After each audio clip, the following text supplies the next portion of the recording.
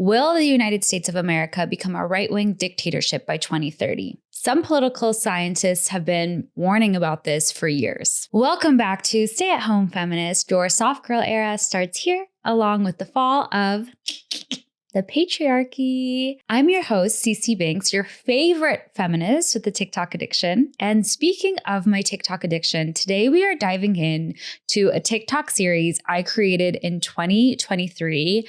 I think it's time to rehash all of this. This is one of the first TikTok series I ever created on my Binx page. And after the results of the most recent presidential election, and especially in January, I started seeing these videos that I had made about this concept getting views and likes, even though I had made them like 2 or 3 years prior. So since then, I've been like, ooh, maybe I should revisit this. And ever since I've made this series, it's stuck with me. So I hope it sticks with you.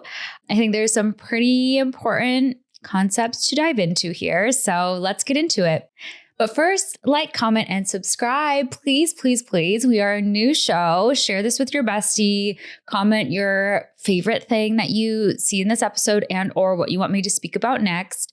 We love to know how we're doing and how you guys are feeling about us because, as I said, we're a new show. And yeah, thanks for following along and thanks for listening. And without further ado, let's get into this very, very important episode. Because today, babes, we're going big. Buckle up. We're asking, will America become a right-wing dictatorship by 2030? A Canadian political science professor says, yeah, probably. And before you roll your eyes, please remember that 10 years ago, Trump as a president sounded like bad SNL fiction. Then boom, like consistently, we've had orange spray tan in the White House. So as I said, I asked this same question a few years ago on TikTok when I first got wind of this op-ed a Canadian political science professor had written. And he essentially wrote this op-ed encouraging the government of Canada to take it very seriously because it would inherently affect them because we are neighbors. And I remember reading this, I think it was in 2022, and reporting on this in 2022 and being like, oh my gosh, everyone needs to know about it. And now a few years later, so many of the things that he predicted would happen in 2022 about the year 2025 have come true, especially with Trump returning to the White House and the way he's behaving as he's returned to the White House. So let's go back a few years when this professor, Thomas Homer Dixon, wrote this op-ed. The article we're referring to throughout this podcast was written in 2022. Anyway, so this professor, Thomas Homer Dixon, he's not just some guy with a Substack. He's spent 40 years covering war, genocide, and state collapse. By state, we mean country. He is really specialized in looking at countries or regions who are on the brink of war or collapse and like calling that spade a spade before anyone else is. And according to him, America could be under a right-wing dictatorship by 2020, and he cautions maybe even earlier. In 2022, Thomas Homer Dixon wrote an article cautioning the Canadian government to be wary of what was happening to the United States, their southern neighbors. In it, he said, and I quote, "By 2025, American democracy could collapse, causing extreme domestic political instability, including widespread civil disobedience. By 2030, if not sooner, the country could be governed by a right-wing dictatorship," end quote. Yeah, it sounds really wild, but also very much within the realm of possibility. You know, things have been a little unprecedented lately. Okay, let's back this up because how did we get here? Homer Dixon says he's not surprised that America is in this place. Again, the place he's referring to is 2022, but still applies to today. Homer Dixon says he's not surprised America's in this place, and honestly, neither am I, because the cracks in America's system goes all the way back to the beginning of America, to its foundation. And they've echoed throughout history, and the past few decades have really capitalized on that, and not in a good way. He talks about how people like Rush Limbaugh and Fox News have sort of chipped away at American moral authority and have made these fringe right-wing ideologies mainstream, so much so that they have started to become part of US institutions. And he points to one specific moment in time in Trump's first presidency when Trump awarded Rush Limbaugh the Presidential Medal of Freedom. This was in 2020, just for some context. And Homer Dixon says this was a huge signal, and I quote, "White ethnocentrism had become a mainstream political ideology in the US." But he also states that Trump and Limbaugh and these right-wing ideologies are both symptoms and root causes of the issues that America has. So to look at that, we're going to have to rewind way back to the beginning of America. Where do these problems come from? According to Homer Dixon, the distrust of the US government has been baked into American culture since the Revolution. From the beginning, Americans idolized rebellion, and they've idolized freedom as resistance to authority. This baked-in suspicion means that government has always somewhat been painted as a threat here in the United States, which has made it a lot easier for demagogues to dismantle institutions in the name of liberty. He also points to how slavery compromised how the Electoral College was formed. Essentially, the system wasn't built to be fair. It was built to protect white supremacy. Essentially, Southern states wanted their enslaved population counted to boost their own representation in Congress. So even though these enslaved people had zero rights and zero votes and basically zero humanity in the eyes of the law, that's how we got the 3/5 compromise, which counted enslaved people as 3/5 of a person for purposes of representation and taxation. Yeah, it's horrible to even say out loud, but this is why it's important that we know about our history, because these horrible things still echo today. So where does the Electoral College come in? The Electoral College was designed in part to protect slaveholding states. By tying representation to population, enslavers gained disproportionate political power. That power helped ensure pro-slavery presidents, such as Thomas Jefferson, could win office and stay within the system and keep the status quo, essentially. Fast forward to today, the Electoral College still distorts our democracy. States that are not equal in size are getting equal representation. That means smaller, more rural, and often more conservative states punch way above their weight in national elections. Think about it. Wyoming has 580,000 people, and they have 3 electors, where California has nearly 40 million people and has 55 electors. So if you do the math, your vote in Wyoming counts way more than in a densely populated state like California. And the imbalance is not accidental. It's a direct legacy of the way that the Electoral College was designed to protect white supremacy. And unfortunately, these distortions are still shaping who becomes president. In fact, George W. Bush in 2000 and Donald Trump in 2016 lost the popular vote, but they won the Electoral College. And as we've seen, both of those presidencies have had massive implications on the Supreme Court, reproductive rights, war, climate change, you name it. Another moment in time that really still contributes to the instability we feel today is how the Reconstruction after the Civil War was botched so bad and basically set the stage for Jim Crow. The federal retreat from protecting Black rights handed the power right back to white supremacists. Instead of building a multiracial democracy, the US government entrenched racial terrorism and inequality for another century. That failure left the door open for voter suppression and authoritarian backlash. And as I mentioned with the Electoral College, another thing we see is that rural states have outsized power in the Senate. Small conservative states wield the same amount of power as a massive diverse states. That imbalance means policy is reflecting a shrinking minority instead of the majority. All that to say is that this country was basically built like Jenga, and now it's wobbly AF, and we shouldn't be shocked. And to add to that, we have media influences since the fairness doctrine was rebuked. And we've seen radio hosts like Rush Limbaugh in the 80s who've chiseled away at the trust of institutions one hot take at a time. And, Rush Limbaugh walked so that Joe Rogan and Nick Fuentes could run. And it's not just the podcasters, it's not just the radio hosts, it's legacy media. We see it with Fox News and Newsmax. And again, Trump honoring Rush Limbaugh with the Medal of Freedom, a man who made racism and misogyny a business model, and he got a gold star for it. These aren't just injustices, even though they were structural blows, and they've been hammering away at the US's stability for decades. Rush Limbaugh was chiseling away at democracy. Homer Dixon really points to Rush Limbaugh as this sort of gateway to distrusting our democracy. He mainstreamed hate and misinformation and resentment under the guise of entertainment. And Rush Limbaugh's broadcasts widened cracks in trust. And he changed generations to make extremism profitable. And we've seen this with Fox News and the right-wing media ecosystem. By turning propaganda into 24-hour cable content, Fox News turned fringe extremist views into dinner table talking points. And social media has amplified that echo chamber, normalizing lies as just another perspective. Homer Dixon argues that two recent major shifts along with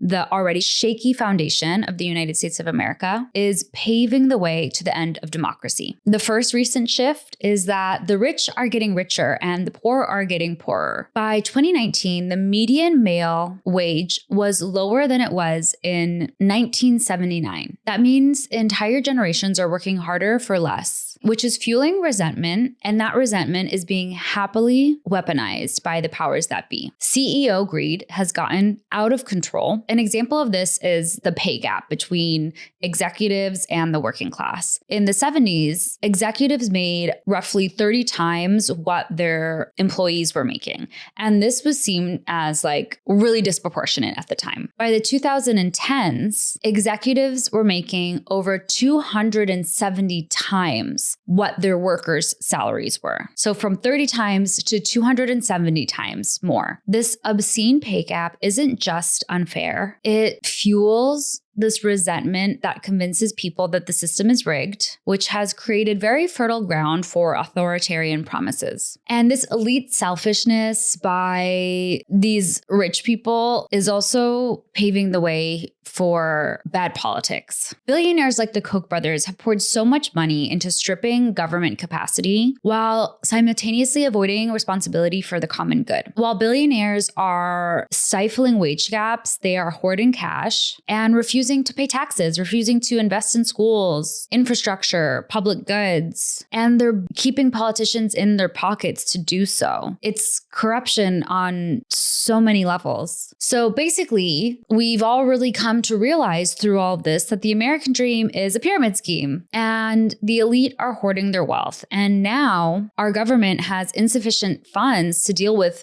everyday problems Americans are facing. And those everyday problems are exacerbated by the wealth gap. And the more that our government feels unreliable to everyday Americans, normal people just living life and trying to get by, the more likely Americans are to give up and to look to themselves and to their community for security. But for a lot of Americans, when looking for that security, they are looking to a community that looks like them and that prays like them and that they feel like are like them, which is why this insecurity has been a breeding ground for white nationalism and xenophobia. As demographics shifted, far-right leaders stoked paranoia that cultural dominance was under threat. By boasting like eugenics theories and white supremacist talking points such as the Great Replacement theory. This replacement panic reframed equality as extinction and has turned diversity into an existential crisis. Meanwhile, white Christians, a group that has historically controlled US politics, are now very fearful that they're a declining part of the population. They're seeing things like immigration or gay marriage as threats to them. And instead of embracing diversity, have gone like full doomsday about it. And all of this further fuels polarization, which is not great for democracy. Let's dive into what polarization and radicalization has looked like in the United States of America. In the op-ed, Homer Dixon explains that moderate Democrats and Republicans are essentially non-existent. And not only are the far left and far right very isolated from each other, but the more time that passes, the more they grow to resent and even hate each other, which is mainly because each polarized group thinks that the other group is set out to destroy America. And think about it. If someone is ruining your home, your country, where you live, where you grew up, where the place you love, like, yeah, you're gonna think they're the fucking worst. And I get it, because I often feel that way about people on the other side of the aisle. I'm like, what are you doing? Taking away civil liberties and freedoms and acting like it's a good thing. Like, what do you mean? I thought this was America. Yeah, I've been very, very Randy Marsh lately. Everything that's happening, I'm like, guys, what? Homer Dixon clarifies that the term polarization makes it seem like both sides are equally playing this game or equally contributing, but he says that's not the case. And he says that the real problem is consistently caused by the political right and that this has been brewing. Again, this article was written in 2022. So when he says this has been brewing, baby, this has been brewing.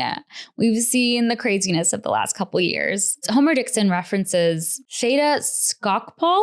Don't know if I'm saying that right, a Harvard political scientist that explains how the GOP became a marriage of convenience. Essentially, plutocrats like the Koch brothers wanted no taxes, and racially anxious white nationalists wanted no diversity, and they came together to form Trumpism. And baby, it's giving Mussolini cosplay. Like, we all saw the armed Christmas cards where the politicians have guns. Homer Dixon refers to this in the article, alarmed. His whole Canadian self is like, guys, do you see this politician posing with his family and little kids carrying big guns? Like, what the fuck? And Americans are just like, oh yeah, yeah. It's fine. It's fine. That's normal here. Just part of our culture. Yeah. Between Tucker Carlson just spewing his xenophobic rhetoric and Marjorie Taylor Greene saying the quiet parts out loud, this radicalized way of being is very pervasively normalized across American culture. I feel like that's undeniable at this moment. This isn't fringe anymore. It's mainstream. And when mainstream politics starts looking like fascism, that's a red flag, babe. Yeah.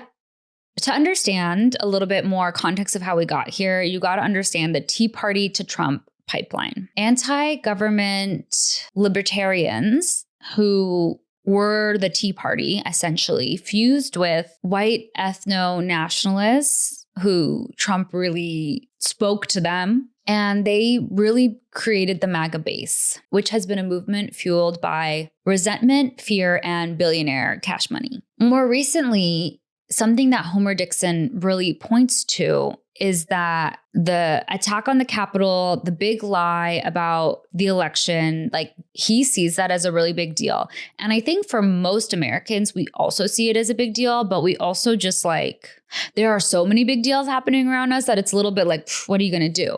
So I would really like to take the time to highlight how not okay that was and really ground ourselves in what that means for what could be not only a failing democracy, but the breeding ground for a right-wing authoritarian government here. The big lie that Trump sold is the glue keeping authoritarianism together right now. 70% of Republicans believe that the 2020 election was stolen. And although that number had swayed down over the Biden administration, it's right back up to those high numbers. And there's no surprise why. We have a president in office who's repeated that consistently since he's been in office. And that belief transforms democracy into a rigged game, and it makes violence seem patriotic. He says that this lie, along with the attack on the Capitol on January 6th, is one of the biggest red flags that America's democracy is in decline.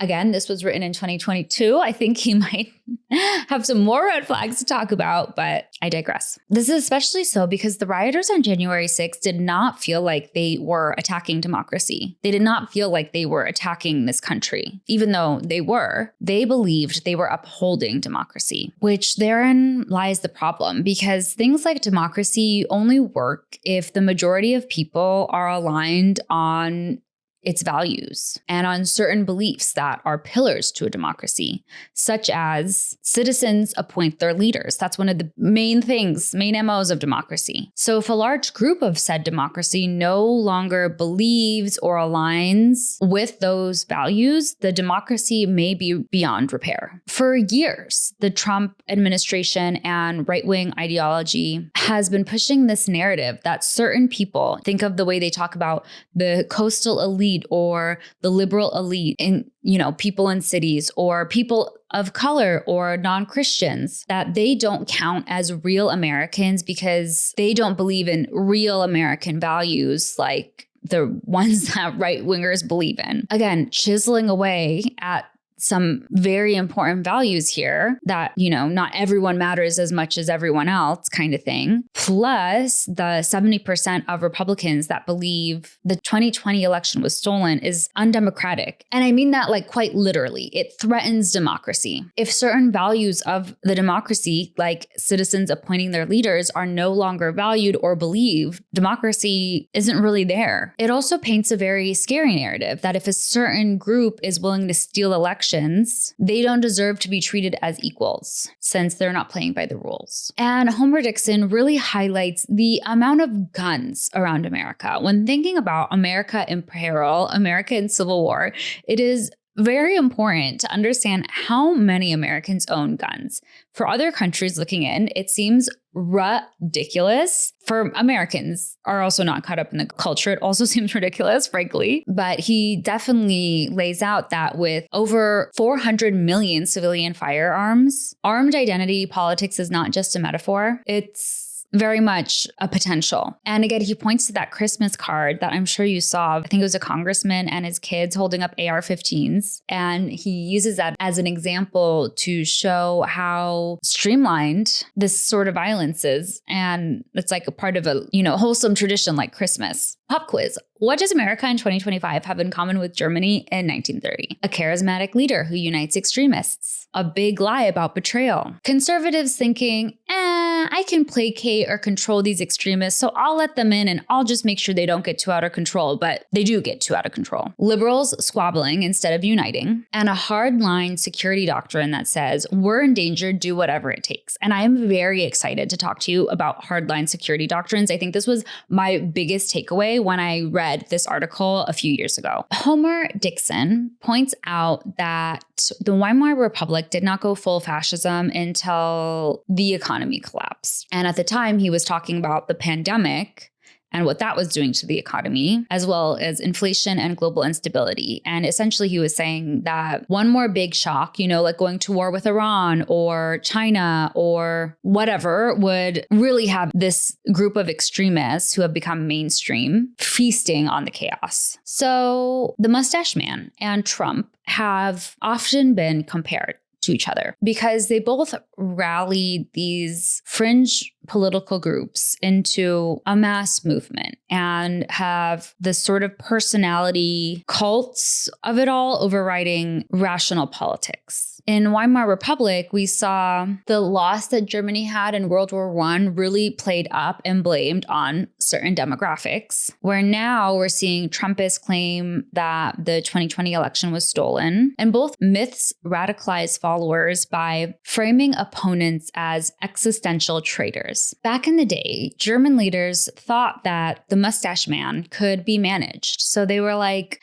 yeah, let him do his thing. He's not really going to do all that crazy stuff, and we'll be able to keep him under control. Similarly, GOP leaders thought the same of Trump, and in both cases, extremists really helped them lose the plot there with that one. And in both cases, liberals were squabbling and not taking things as seriously as they should be. Progressive fighting in the Weimar Republic weakened resistance. And today, the left risks repeating that history by fighting over symbolic issues instead of uniting against authoritarianism. But most importantly, guys, the hardline security doctrine of it all. Essentially, a hardline security doctrine is that this like existential fear of a certain enemy justifies repression, justifies doing things that might be unconstitutional, like removing due process, or really controversial and not seen as okay by most people, because that threat is so there that it's like the ends justified the means kind of thing. In Myanmar, economic collapse amplified this. But in the US, we're seeing crisis after crisis, inflation, and,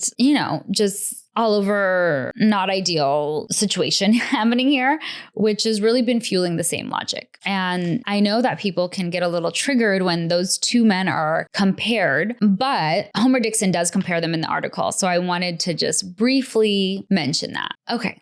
So as I've said, something I really hope that is your takeaway from here is understanding what a hardline security doctrine is. A hardline security doctrine is when leaders convince the general public that safety requires extreme measures. It makes you feel like every outsider could be an enemy and that every neighbor could be a threat. And once people believe that, violence isn't just allowed, it's often seen as patriotic. That's how a bloated ICE budget and PhD students getting plucked off the street for writing an op-ed happened. That's how due process got rolled back. They don't see it as killing democracy. Freedom of speeches don't care when someone of the opposition gets their freedom of speech taken away, gets their due process taken away. They don't see it as un-American. They see it as defending America. And that, babes, is the scariest part here. Leaders convince people that extreme measures, voter suppression, surveillance, vigilante violence even, are necessary for survival. And minorities are the scapegoats. Protecting families becomes code for targeting immigrants or the LGBT community or people of color. This demonization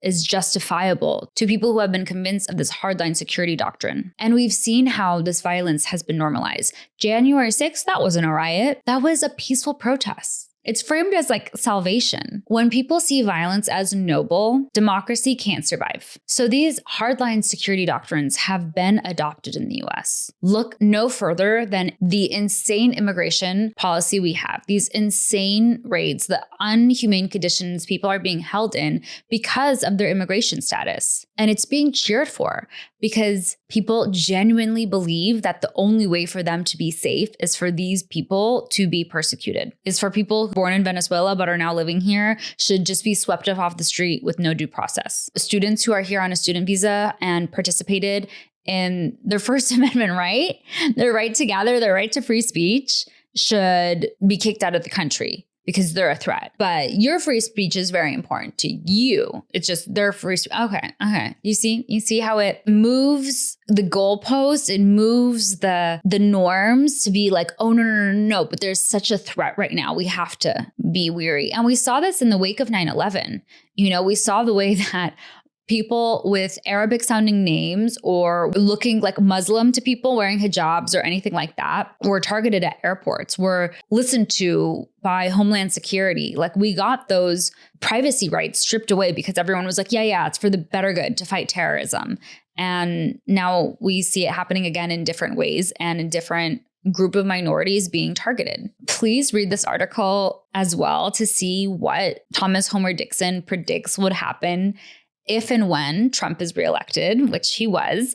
Again, this was written in 2022 and he's looking forward to 2025. And he's kind of like, yeah, this man's going to get reelected for sure. He saw that come from a mile away. We might have been shocked by it. The woman was too stunned to speak. But Thomas Homer Dixon, he saw that from a mile away. And everything he said that was going to happen, like Trump is doing right now. He essentially said that Trump 2.0, that the second term would replace, like the Pentagon and civil service leadership with loyalists, which we've seen, that he would strip away guardrails, and that's how like the norms collapse from the inside. He also said that by hollowing institutions, Trump would create a clearer path for a more disciplined authoritarian. So like essentially like Trump might be a little incompetent, but this incompetence could make a path for someone else to come in and be like full blown authoritarian. So we walked through the history, we walked through the warnings, but enough with the past. Let's talk now. We're in 2025. Okay. And ooh, girl. Ooh, in 2025, now that Trump has been reelected, the stakes feel a little higher than they did in 2022. And we were just like hanging out with Sleepy Joe, enjoying our time, you know? And as I said, our man Homer Dixon had things to say on Trump's reelection, both before he got reelected and after. So let's see what he had to say. And he wrote this, I'm pretty sure, right after the election, but before inauguration. He said that Trump's return would unleash a sweeping amount of executive orders that would reconfigure institutions.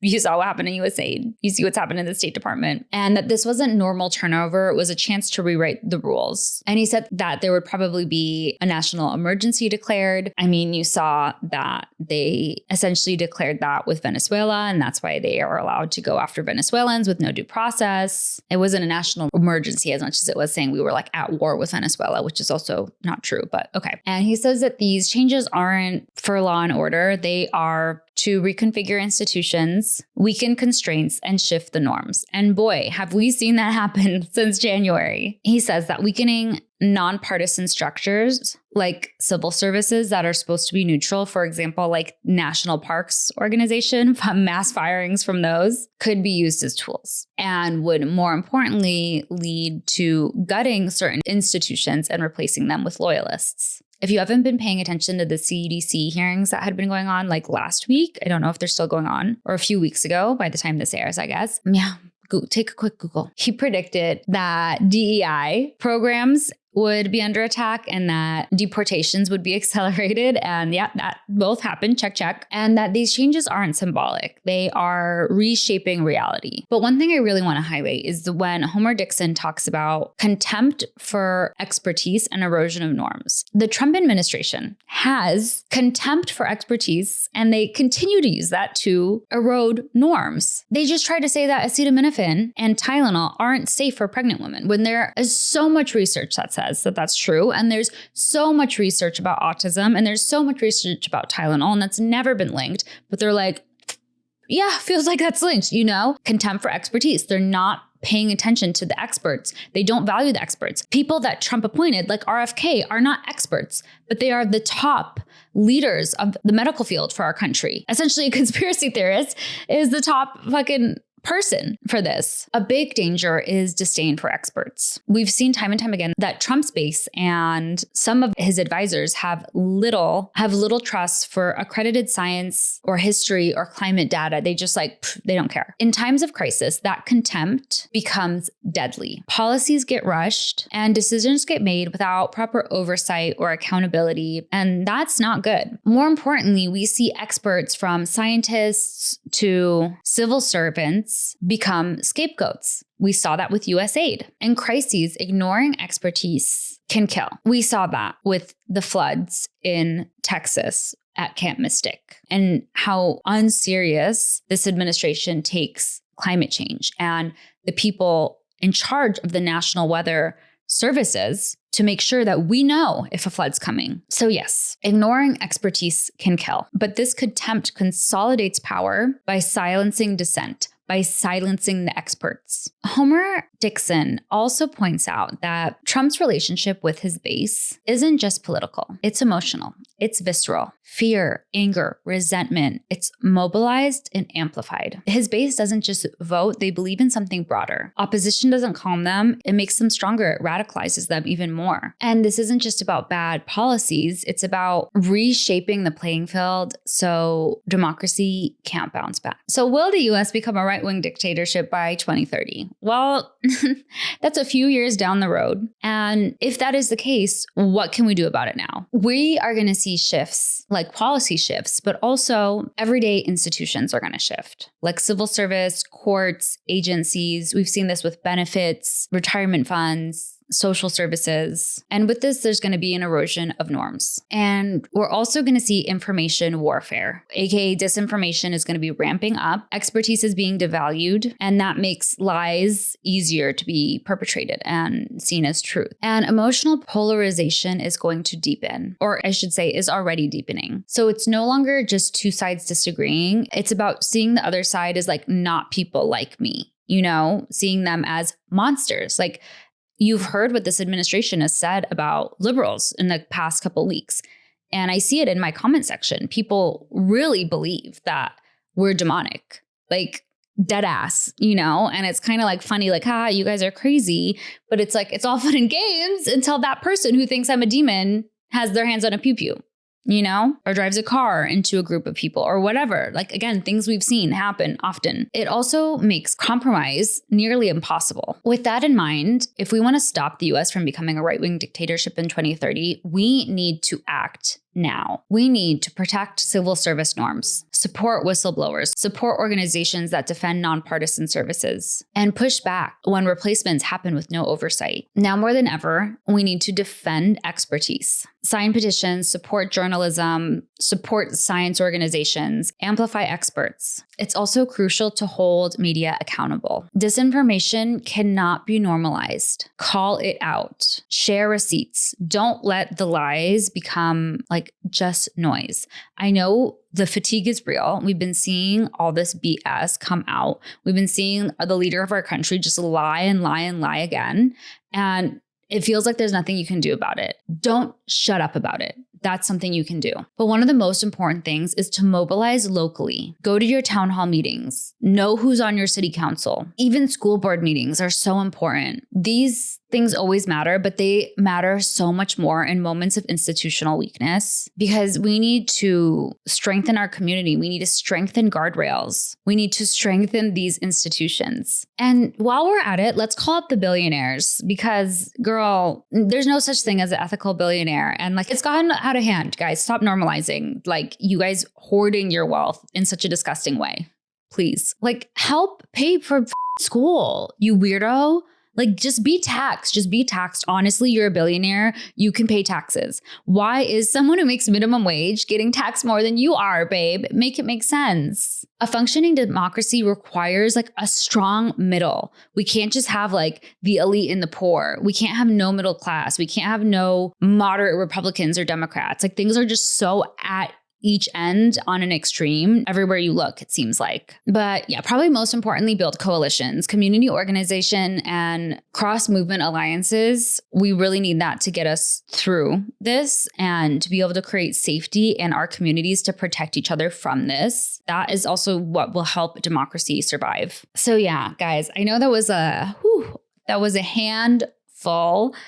I really encourage you to read the article by Thomas Homer Dixon or read his like multitudes of work that he's put out about Trump. I really love what he has to say and how he says it. I feel like it's easily digestible, but it's also just like, oh, damn. He's an expert in the field. So let's care about what the experts are saying. Yeah. Thanks for joining today's episode. As hard as this is as a topic to sort of grapple with, I really do enjoy learning about this stuff. And this is one of the first TikTok series I've ever done. So it was fun to sort of revisit it. And I hope you enjoyed it too in this new format. But yeah, to wrap this up, America isn't failing because of one man. Trump is a symptom, and he's also a reflection of some of the root causes of how these cracks have been here from the start. And so at the same time, the stakes kind of feel existential. So like, let's lock in, babes. Let's lock in. There's a No Kings protest on October 18th. So I hope to see you there because dictatorship doesn't announce itself. It chisels away at the front door. It's not going to barge in and break down the front door. It chisels away at the front door until it can just walk in and take whatever it wants. So stay informed, stay organized, stay safe, stay loud, and stay soft because joy is resistance. Your softness is a resistance. And I know hearing this stuff probably tenses you right up, but just, this is a marathon. It's not a sprint. So yeah, well, on that note, I guess I'll see you next week. Thank you so much for joining this episode of Stay at Home Feminist. I hope you've enjoyed it. Let me know what you think. Write something in the comments. I'd love to hear from you. Genuinely, nothing makes me happier than seeing people feeling like they're learning something and seeing this community grow. It's so important to me. So thank you if you've been following along, or if this is your first video, thank you too for watching. I fear that in all of this rumble tumble, TikTok is also gonna catch a stray a little bit from all of this. And that's where I have my biggest platform. So I'd really love to shift some of that over to other platforms, because I don't know how much longer we will be using TikTok when certain things change in the coming months. So anyways, more on that later. Thank you again for joining this week's episode of Stay at Home Feminists, sending you love, light, and positivity.